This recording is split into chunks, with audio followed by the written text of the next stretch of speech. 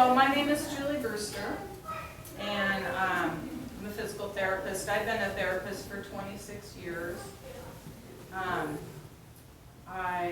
In my journey of therapy, I've worked in outpatients, I've worked in nursing home situations, treating anything from total hips and knees, back injuries, neck injuries, amputations,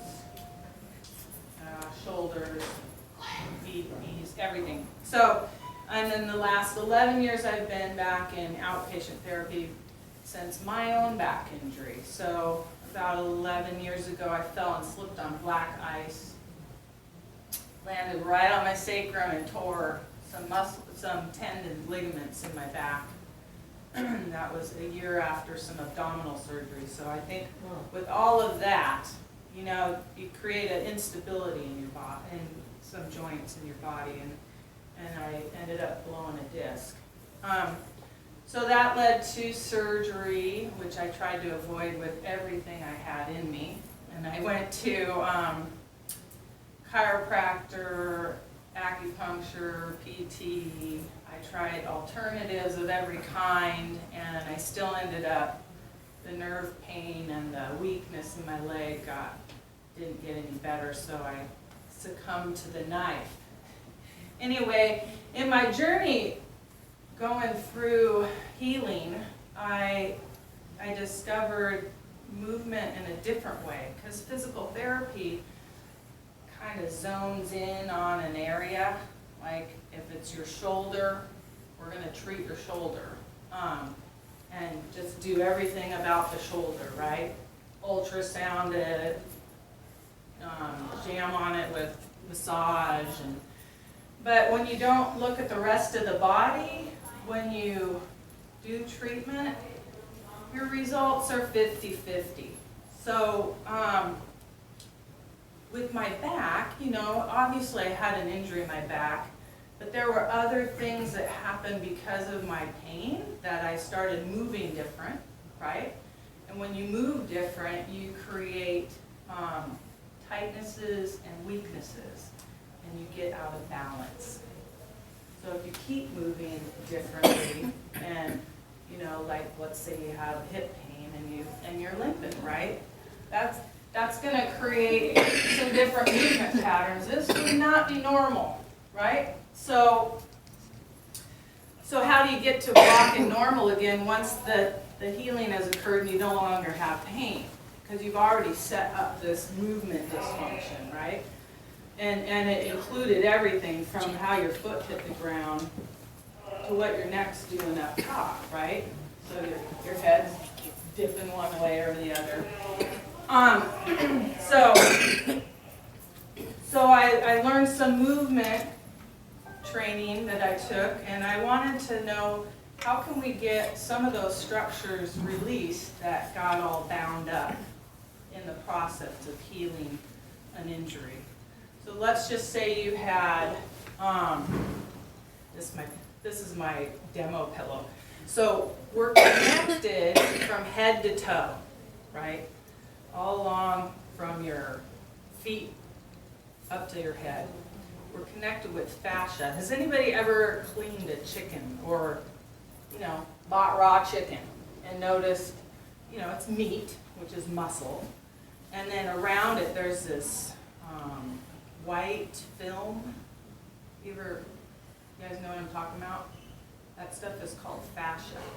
So it surrounds every muscle fiber, every artery, vessel, nerve, all our organs, and it connects them together. It's not really strong, it's pliable, movable. So, like, let's say you had a injury in your hip, right? And you created a tightness in that area. It not only affects your hip, it may even start pulling into your shoulder. So then your shoulder doesn't move right, and you start kind of accommodating for that lack of ability to get your arm up there, because let's just say your lat lat tightened up, right? So your lats are a big, wide muscle, comes across your back, and actually there's a picture of it here. You see this muscle right here? That is your latissimus dorsi. See where it attaches? Into your back. But then it comes up, dives underneath the arm, and attaches into the shoulder here. And what it does is it moves your arm back and in like this. So swimmers, you've seen swimmers, they kind of have that nice angled shape on their body because they use that lat a lot. So, but when your hip is tightened up, it pulls on the low back, which pulls on the lat, which keeps you from lifting up your arm, right? I don't move it as well. So you may have to, you know, in order to get it up high to put something on a shelf, you have to rotate out of that so that it doesn't pull this anymore. The other thing about that, and I want to show you this in like a model form, and this is where Ella's going to help me. This kind of weird model, but I just thought it kind of demonstrates balance around a bone. So if you could grab those two. And the joint. So we're going to pretend like that is a joint. And then we're going to line these up around this. So let's get these. So you come over here with that one. It's kind of like one of those, like guy wires, right?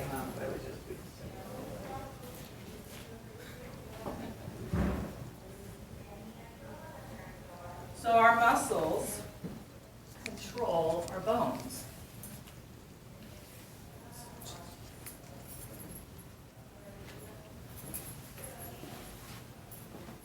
So what muscles do is they move our bones, right? So I just described the lat, right, which pulls our arm or our humerus, this bone right here, in and back. I'm going to get to ortho-bionomy, but I kind of want to just get an idea of what we're dealing with here. So when you have an injury, and let's just say you knot up in one of these muscles, right, on your arm. Like, anybody ever had a sore arm? Yeah. And there's usually a spot you could almost point to. Like, this is where it hurts, right? But if you get a knot in a muscle, it doesn't allow these other muscles to move in all the directions it should around this joint. So, oh, my model broke. So, ortho-bionomy, oops, my thing, I'm not touching that. So, in ortho-bionomy, one of the 5 principles is exaggerate the pattern. So the pattern is this, right? Because this is tight. So you exaggerate the pattern so that you can slack this enough, because the body is designed to want to heal itself. So you slack that just enough and long enough for it to go, yeah, I guess I don't need to hold there anymore. And it releases, and then it springs back. So that's kind of the idea behind ortho-bionomy. We're saying this is a joint, right? Where the bone meets the other bone, that's where the joint moves. Inside our joints are proprioceptors. They're sensory organs that tell our brain where we are in space. So we're going to do a little demo. Who wants to be my model? Anyone? Ella? Okay, come here, Ella.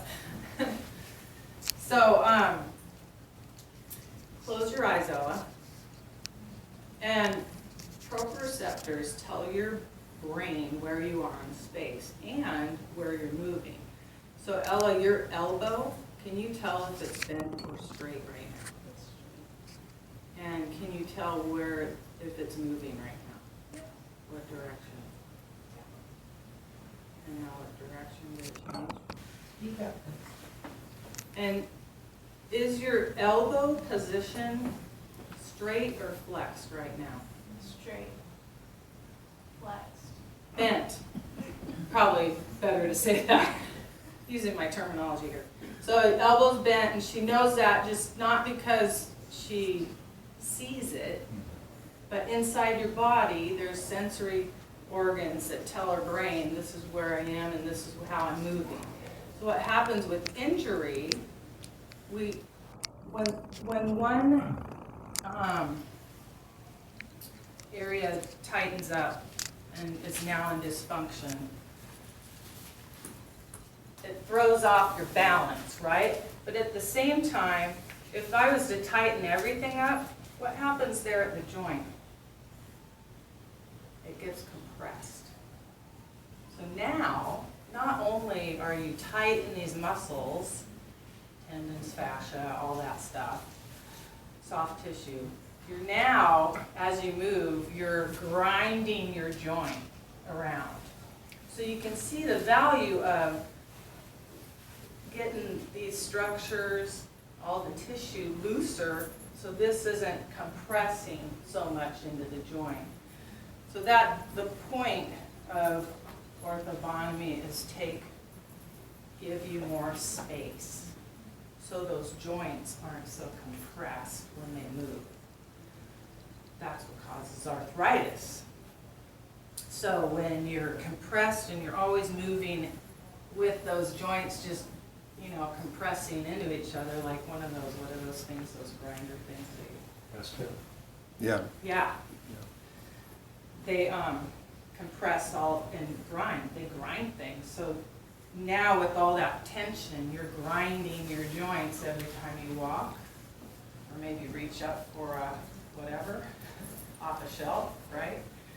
So we want to keep you from grinding your joints. So the definition of Ortho-Bionomy is right alignment with the laws of nature, and the natural laws of life, which is nature, and that's alignment. That's that whole thing I was just kind of demoing there, is getting your body in alignment. So simple principles to follow. There's one rule in Ortho-Bionomy: no pain. So in order to speak to these proprioceptors and relearn and let the nervous system do its job better, you want to take the pressure off the joints. And sometimes in order to do that, like I showed you, exaggerating the pattern, right? So you take the pressure off that tightness, and then it can release and go back to its regular length. And you're doing that through speaking through the joints. So we're going to do a little exercise. You're going to turn your head to the right, and as far as is comfortable, and you're going to follow the one rule: no pain. Okay? So turn your head to the right. Not even slight pain? Just go in positions of comfort. That's what we're doing, because we're going to remind the body what this is okay, and if you go too far, it's like, ow. So just, and then go to the left. And I want you to notice which position in that whole range, right or left, is the most comfortable. Okay? So I want you to hold the position of most comfort. So really kind of get a feel for where everything around, you saw that little demo, everything around it feels relaxed. Okay, so find that position and hold. And I want you to just relax into that position. And for me, it's over here to the right a little bit. So I'm just going to hold this position, and there are like about 6 different signs of release, okay? So one is sometimes you're just there, and you might start to feel bored. That's kind of what I tend to get. I'm like, yeah, I don't really want to be here anymore, so I'm gonna turn back. And when you come back out of it, you're gonna come out of it slowly. You're not gonna come out fast. Okay, there. I'm gonna recheck. You want to, because you want those muscles not to bind back up and the tissues to bind back up to support and stabilize. You want them to stay relaxed and then recheck and turn left and right. So another one of the ways that you know you've released is like maybe a spontaneous deep breath. Like, oh, all of a sudden, you know, you don't do it on purpose, but you might kind of like just follow the breath. And then some of the other ones is you notice there's decreased tension. You notice that you don't really want to be there anymore, or it's no longer comfortable. You might feel gurgling in your stomach. That's another sign of release. Softening or pulsation. So if we did like a point, sometimes you can find certain points on your shoulder or something. So there's a point right on the tip of your shoulder. There's a point right here. Just kind of feel if there's one of those points that is a little tender. Don't push hard. So if it's a little bit tender, and you bring your hand up onto your head, I don't know, can you guys bring your arms up onto your head? Yeah, well, which one, is there one that's tender that you can tell, right or left? Okay. So yeah, you just bring your arm up onto your, let's just say this one was tender for me. I'm gonna try to find a position where it's no longer tender, basically. You found that point. So, and then that, you know when that point's released, sometimes you feel a little pulse under that point. It's no longer tight. It's like a little softer. So that's another way to know if you've released or not. So be gentle with yourself. So one more thing, let's do the shoulders. So how, anybody have shoulder pain up in here and get tensions in the ear? So if you shrug your shoulders up, and again, we're finding the position of least amount of tension, right? So you could push down, go, well, that stretches, that's tension. And I go up here, that's pretty good. Up here, it's kind of straining, it's a lot of work to hold here. So I'm gonna go right about here. I'm shrugged up a little bit, but I feel like that's pretty neutral. Here, I almost feel like I'm getting a little pulling just by being in neutral or normal. So I'm gonna hold, so I want you to find that position. Go ahead and shrug your shoulders up. How high? You need to bring them down just a little so your neck's not too tight. And then hold that position. And then when you take a deep breath, or just no longer feel comfortable there, let those shoulders relax down slowly, and then just recheck. If you're not really sure how long to hold and you don't notice any of those release points, then you just maybe count to 20. So 20 to 30 seconds is a good amount of time for a release. So if you're not quite feeling it yet, that's okay. So did anybody notice a difference with either the neck or the shoulder where you did notice a difference? So after you did the neck, turning one way or the other, then you turned a little better afterwards. Did you notice a difference? Yeah. Yeah. How about you, Betty? Anybody else? Any questions? In a wheelchair, I cheat because I've got these two armrests. So when I come down, I just put my arms there, feel back. Another way, yeah, and this is one of the first movement things I learned was it's called a technique called lift technique, and it's where you kind of trick the muscles through the